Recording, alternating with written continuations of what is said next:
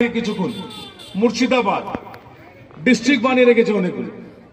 আপনার রায়গঞ্জ ডিস্ট্রিক্ট, ওখানে ভালো স্কুল কেন? ওখানে সংখ্যালঘু মুসলমান বেশি, যে পার্সেন্টেজ আছে কম আছে, আর আপনার গ্রামে বেশি।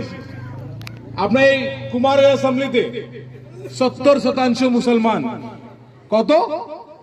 আর এমএলএ আমাদের, আর এই এমএলএ আমরা দেখেছি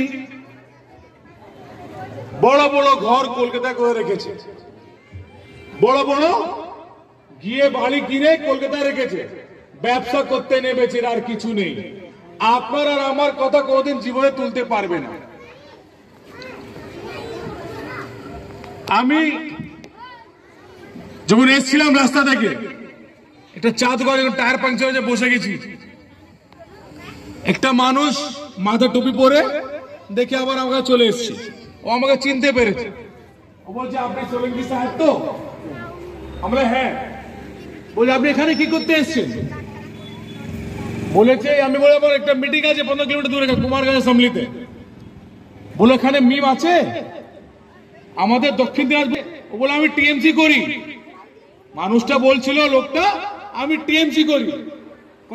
আবার পুরো জমায়েত 20-25 জনে জমায়েত হয়ে গেছে চা দোকানে।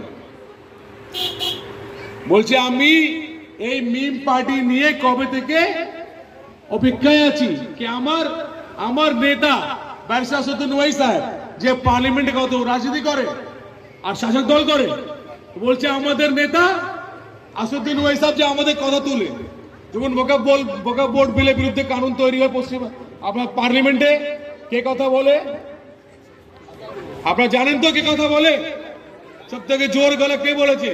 একটু কথা ভাবুন তো। আজকে পার্লামেন্টে যদি ব্যারিস্টার আসাদুদ্দিন ওয়াইসি আমাদের নেতা, আমার ছবি দেখুন, আমার নেতা আসাদুদ্দিন ওয়াইসি যদি না থাকতো,